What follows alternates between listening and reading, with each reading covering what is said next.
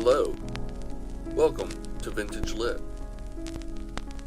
Today we will be continuing The Wizard of Oz by L. Frank Baum.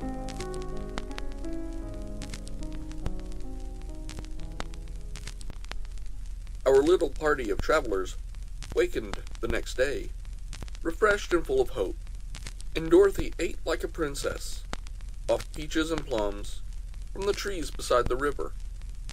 Behind them was the dark forest they had passed safely through, although they had suffered many discouragements. But before them was a lovely, sunny country that seemed to beckon them on to the Emerald City. To be sure, the broad river now cut them off from this beautiful land. But the raft was nearly done, and after the Tin Woodman had cut a few more logs and fastened them together with wooden pins, they were ready to start. Dorothy sat down in the middle of the raft and held Toto in her arms. When the Cowardly Lion stepped upon the raft, it tipped badly, for he was big and heavy. But the Scarecrow and the Tin Woodman stood upon the other end to steady it, and they had long poles in their hands to push the raft through the water. They got along quite well at first, but when they reached the middle of the river, the swift current swept the raft downstream, farther and farther away from the road of yellow brick, and the water grew so deep that the long poles would not touch the bottom. "This is bad," said the Tin Woodman, "for if we cannot get to the land, we shall be carried into the country of the Wicked Witch of the West. She will enchant us and make us her slaves." "And then I should get no brains," said the Scarecrow.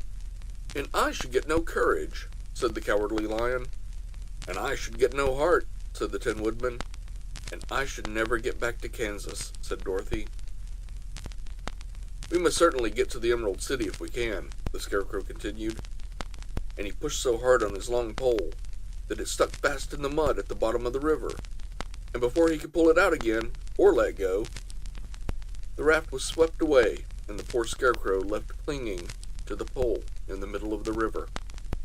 "Goodbye," he called after them, and they were very sorry to leave him. Indeed, the Tin Woodman began to cry, but fortunately remembered that he might rust, and so dried his tears on Dorothy's apron.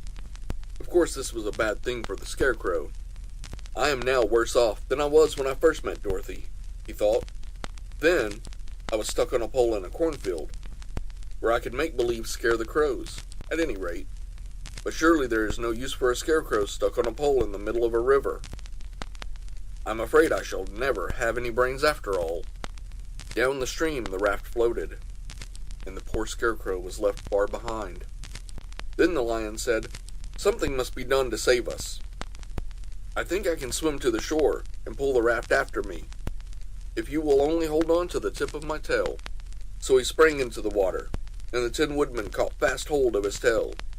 When the Lion began to swim with all of his might toward the shore, it was hard work, although he was so big, but by and by they were drawn out of the current. And then Dorothy took the Tin Woodman's long pole and helped push the raft to the land. They were all tired out when they reached the shore at last, and stepped off upon the pretty green grass, and they also knew that the stream had carried them a long way past the road of yellow brick that led to the Emerald City. "What shall we do now?" asked the Tin Woodman, as the Lion lay on the grass to let the sun dry him. "We must get back to the road in some way," said Dorothy. "The best plan will be to walk along the river bank until we come to the road again," remarked the Lion. So when they were rested, Dorothy picked up her basket, and they started along the grassy bank, back to the road from which the river had carried them.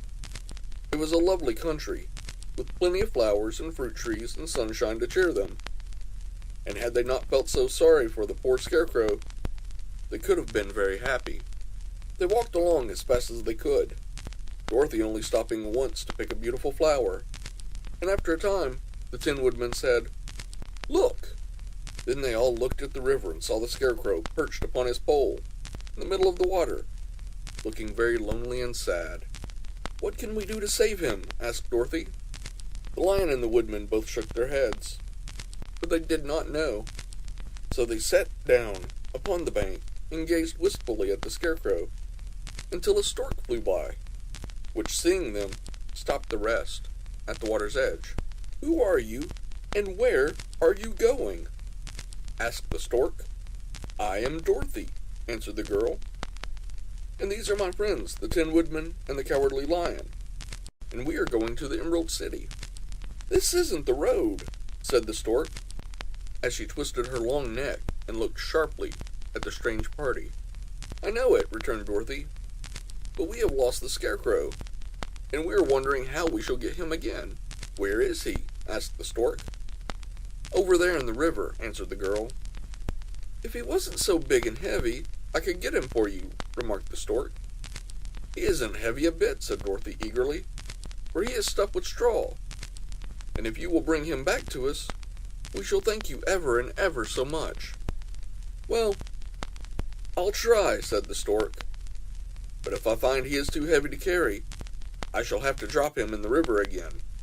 So the big bird flew into the air and over the water till she came to where the Scarecrow was perched upon his pole. Then the stork, with her great claws, grabbed the Scarecrow by the arm and carried him up into the air and back to the bank, where Dorothy and the Lion and the Tin Woodman and Toto were sitting. When the Scarecrow found himself among his friends again, he was so happy that he hugged them all, even the Lion and Toto. And as they walked along, he sang "Toldy-riddy-doo" at every step, and he felt so happy.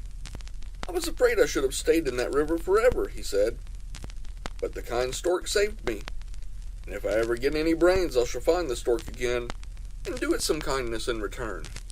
"That's all right," said the stork, who was flying along beside them. "I always like to help anyone in trouble, but I must go now, for my babies are waiting in the nest for me. I hope you will find the enchanted Emerald City, and that Oz will help you." "Thank you," replied Dorothy. And then the kind stork flew into the air and was soon out of sight.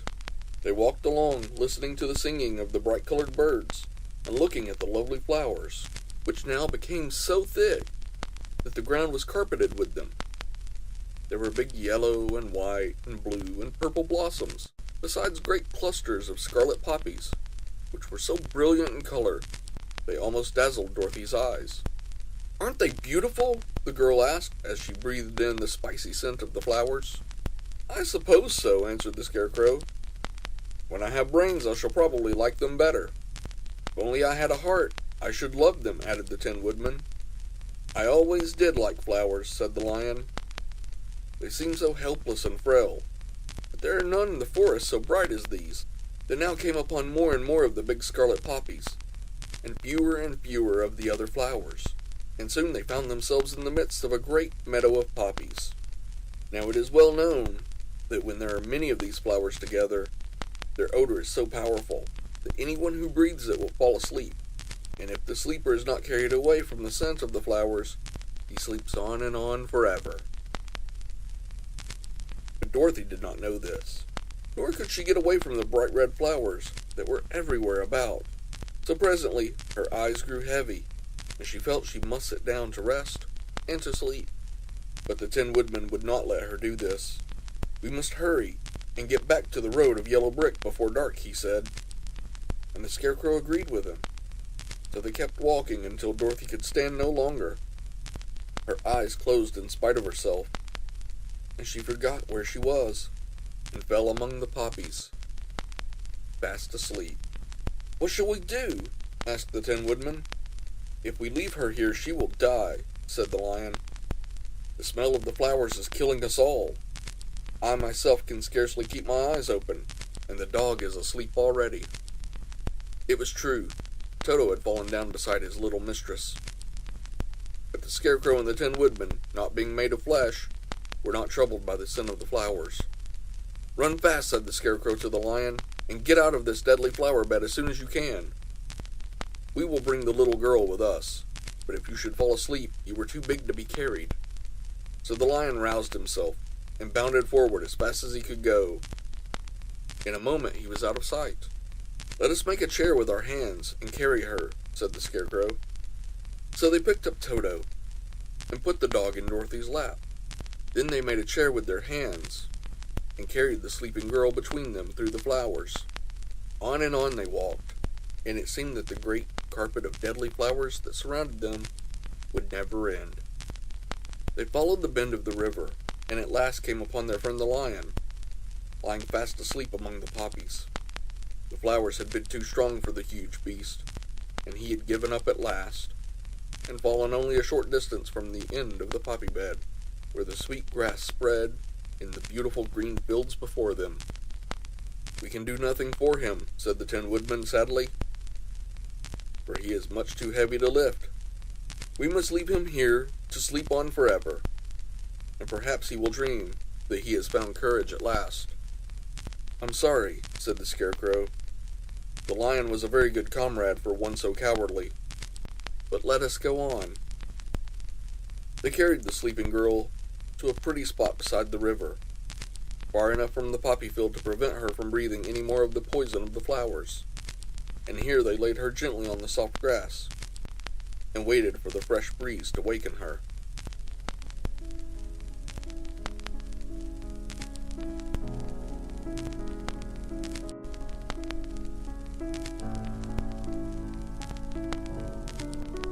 Thank you for joining me for this episode of Vintage Lit.